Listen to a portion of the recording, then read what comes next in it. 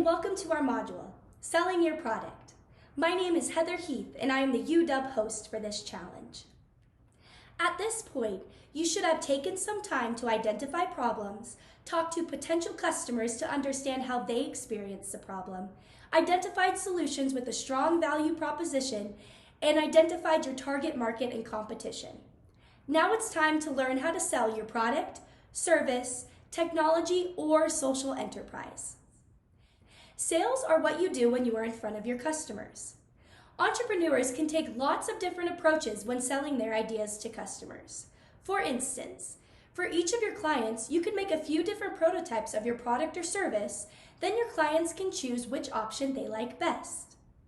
While many entrepreneurs can come up with creative ideas, the most successful entrepreneurs have a firm business model which explains how they will make their ideas into a reality.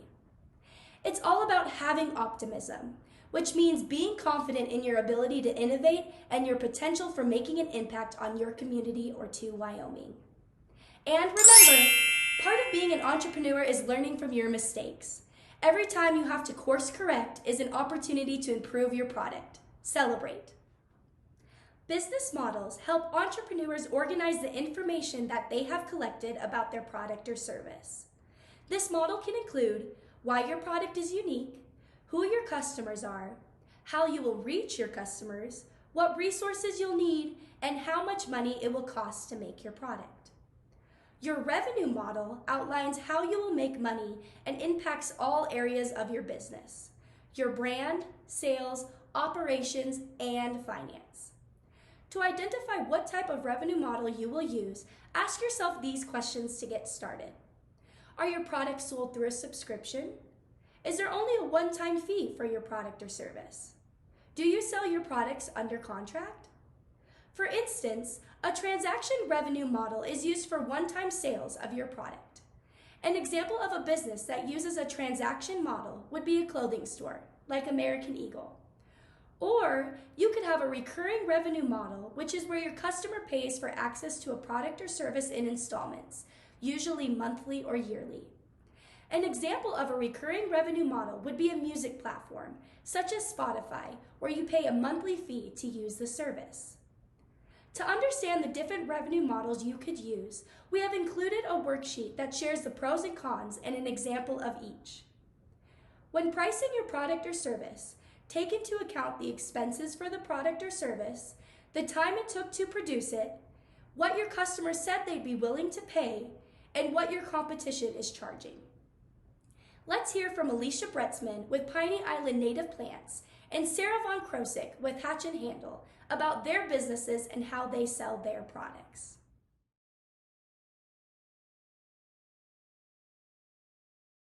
So, Alicia, can you tell us a little bit about how you got started with your business? So I always knew that I wanted to own or to be the owner of a greenhouse and nursery business. From the first time I experienced a greenhouse at age 18, I just love the environment and nurturing plants. And I had the opportunity to pursue this business through the Wyoming Technology Business Center, so the University of Wyoming Startup Challenge. Yeah, and I'm actually an intern there. We just rebranded and we're now Impact 307, but I'm currently an intern for the, used to be known as the Wyoming Technology Business. Yeah, great. It's an incredible program.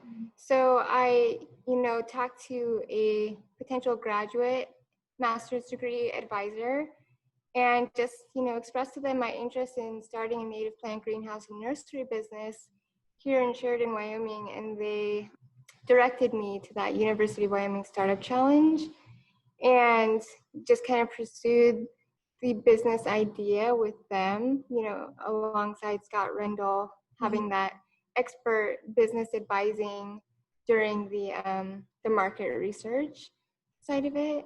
All right, that's awesome. So can you talk a little bit about how you identified a problem and came up with solutions specifically for your business? Yeah, so I had a general idea that there was a need for containerized native plant material in the state of Wyoming. And, just through my education and my just practical work experience. Having an idea of different agencies that might use my product, and just making a lot of phone calls, just asking if there was a need for the product, what type of need there was, what kind of demand there was, what specific species of interest there would be, what types of projects are really getting to know just what the needs are among the Wyoming Game and Fish Department, the BLM, the Forest Service, coal mines, private industries. At any point, did you have to change course based on what you learned for your market research for your customers and your competitors? I guess what I learned is that through that research, the market research, you find what the client needs, and that's where you go. If you have an idea of what the business needs to be, you need to change that to meet client needs and demands, and not get stuck on a specific idea of what you think the business is or needs to be. So can you talk a little bit about your revenue model and what your process is for selling your products? I don't know that I could go into great specifics for the revenue model. And you asked for the process? Yeah, just the process you go through of selling your product to the customers. Can you be a little more specific? Yeah, do they come to the greenhouse to look at the Okay. product specifically? Do they go through a website to order them, or what's the ordering process for them to be able to? Yeah, so it's been a kind of a variety of those things. But part of my business model is that I do custom orders and custom grow outs. So we're really wanting to do more of a contract-based product. So it would be established ahead of time, and I would be contracted out to grow those things. Okay. For like the game and fish and the coal mines and things like that. But this year, I've explored different ways of supplying. So I've opened the greenhouse up for like a one-day sale to the public and done it that way. So you're taking in money and having the product go out the door the same day. Mm-hmm. And I've also had people doing pre-orders. I've had people finding me through a website that I developed for a large BLM, so a BLM project for the National Trails Interpretive Center in Casper, Wyoming. But most of my product is being sold by pre-orders or custom orders. Awesome. So just one last question for you, Alicia. What advice do you have for these young entrepreneurs who are just starting? I would say believe in yourself, believe in your business idea. Don't get stuck on it being a specific way. Do your market research, learn what your clients need, and go that direction. Find the people that support you and spend as much time with them as you can.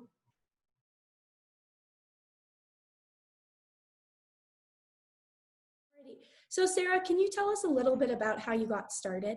So I own a LLC business called Hatch and Handle, and when I was in high school, I've always been really interested in art, and I've always been in the creative world of things. And my junior high teacher, Holly Legursky, was a big influence on me, but also Jeff Polson. He was kind of my mentor throughout high school, and we didn't have a design class really until my senior year. So him and I really worked together to kind of help cater projects and classes like towards my interest.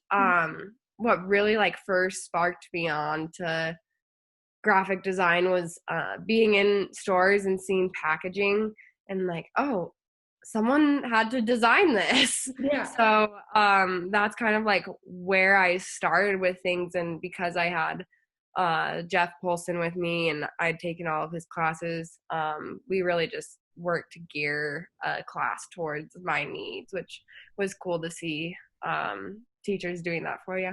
Awesome. So can you talk a little bit about how you identified a problem and came up with a solution from there for it? Yeah. For this one, I work with like problems and solutions all the time, like throughout my what I do. So designing logos and branding and things like that. I really am solving a problem that my clients are coming to me with. So that's kind of in that realm. And then I guess another problem that I identified was kind of the lack of scholarships and awards that were given to students who weren't necessarily like the number one athletes or the number one academic students, but they had something else that they did. So really something that I'm like the most proud of is creating the BU scholarship, which was in Jeff Polson's name. And that was really, I saw a problem in the schooling system, and I really strive to change that with students that feel like they're a little bit left behind. So at any point, did you change course for your business based on what you learned from your market research? Not really. I mean, so far, I haven't had to change anything with my like business model and stuff. Everything's been working well the way that I have it. I think moving forward as I grow bigger and have more clients and try to become a contract designer and things like that, I think it will change. But at the moment, it has not. How did you start to build your business model?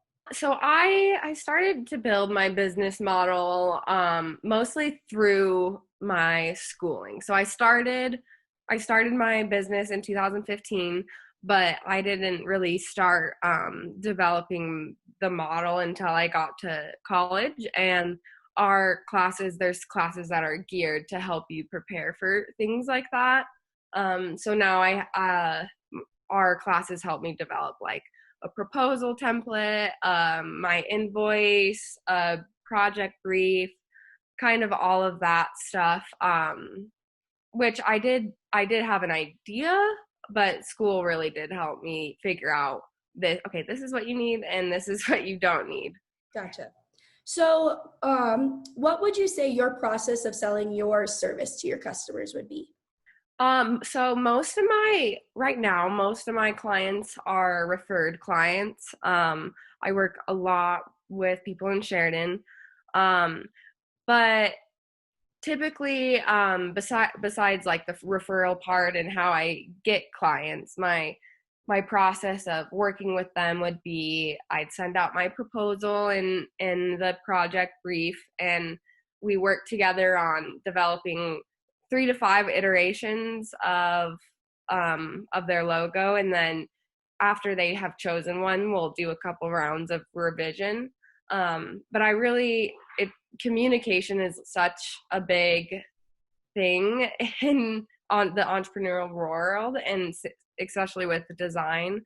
So I always am trying to keep good communication with whoever I'm working with. And I know that it can be like scary to let people know you're not like finished with something, but it always is better when you let them know, like even if it isn't going to be what they wanted. Keeping them in the dark is not the way to go. What would you say your revenue model is? Right now, my revenue model is just direct sales. With the design world, I think that's probably what I'll continue to do. Maybe like web-based sales as I get more into like merchandise and creating more of my own brand. But as far as like design clients and working with logos and stuff goes, it just consists of direct sales. Do you have any advice for entrepreneurs, for these young kids who are just starting their business? Yes. With business ideas? Don't think about everything you have to do because it can get really overwhelming, and I struggle with this a lot. I mean, I'm still working on it, but if you can think about just one thing you can do each day, and try not to think about everything else, it's going to go a lot smoother for you. Let's also look at another business model that uses a lemonade stand as an example. As you can see, this model includes the lemonade stand's competitive advantage, target market, distribution channels, resources, expenses, revenue, and profit. Use the template included in this module to develop your own business model. By creating a business model, you will be better prepared to pitch your product or service to others and to be successful in your business. Try out the advertisement challenge activity included in this module. This activity will help you learn how to get across the most important information of your business model, such as special features and prices that would make your customers want to buy your product or service. Stay tuned next week to learn how to pitch your business idea.